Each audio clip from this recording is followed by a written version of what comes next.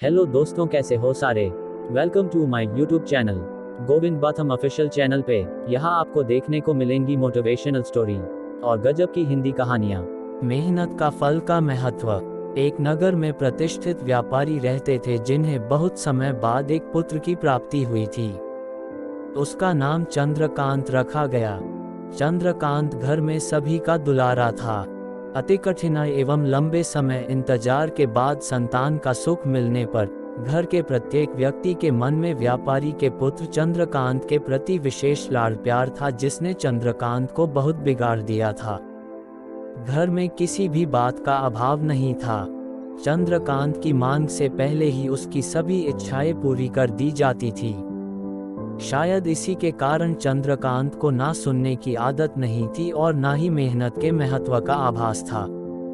चंद्रकांत ने जीवन में कभी अभाव नहीं देखा था, इसलिए उसका नजरिया जीवन के प्रति बहुत अलग था और वही व्यापारी ने कड़ी मेहनत से अपना व्यापार बनाया था। ढलती उम्र के साथ व्यापारी को अपने कारोबार के प्रति चिंता होने लगी थी। व्यापारी को चंद्रकांत के व्यवहार से प्रत्यक्ष था कि उसके पुत्र को मेहनत के फल का महत्व नहीं पता। उसे आभास हो चुका था कि उसके लाड प्यार ने चंद्रकांत को जीवन की वास्तविकता और जीवन में मेहनत के महत्व से बहुत दूर कर दिया है।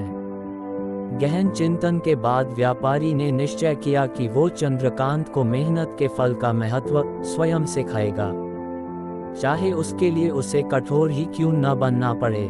व्यापारी ने चंद्रकांत को अपने पास बुलाया और बहुत ही तीखे स्वर में उससे बात की।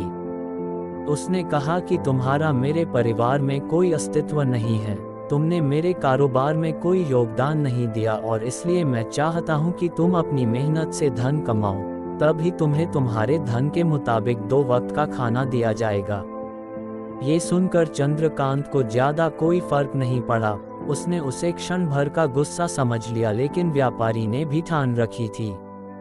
उसने घर के सभी सदस्यों को आदेश दिया कि कोई चंद्रकांत की मदद नहीं करेगा और न ही उसे बिना धन के भोजन दिया जाएगा। चंद्रकांत से सभी बहुत प्यार करते थे, जिसका उसने बहुत फायदा उठाया। वो रोज किसी न किसी के पास जाकर धन मांग लाता और अपने पिता को दे देता, और व्यापारी उसे उन पैसों को कुएं में फेंकने का बोलता, जिसे चंद्रकांत बिना किसी अड़चन के फेंक आता और उसे रोज भोजन मिल जाता।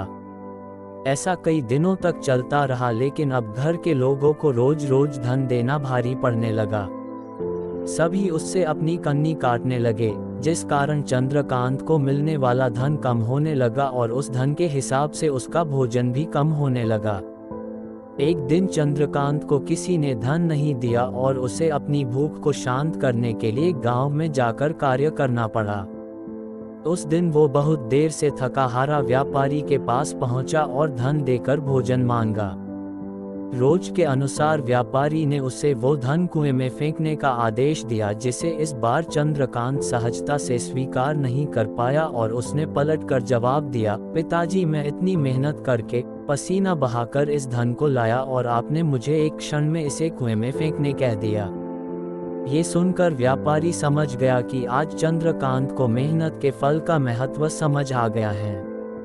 व्यापारी भलीभांति जानता था कि उसके परिवार वाले चंद्रकांत की मदद कर रहे हैं, तभी चंद्रकांत इतनी आसानी से धन कुएं में डाल आता था, लेकिन उसे पता था एक न एक दिन सभी परिवारजन चंद्रकांत से कन्नी काट लेंगे। उस दिन चंद्रकांत के पास कोई विकल्प शेष नहीं होगा। व्यापारी ने चंद्रकांत को गले लगा लिया और अपना सारा कारोबार उसे सौंप दिया। आज के समय में उच्च वर्ग के परिवारों की संतानों को मेहनत के फल का महत्व पता नहीं होता और ऐसे में ये दायित्व उनके माता पिता का होता है कि वो अपने बच्चों को जीवन की वास्तविकता से अवगत कराए। लक्ष्मी उसी घर में आती है जहां उसका सम्मान होता है।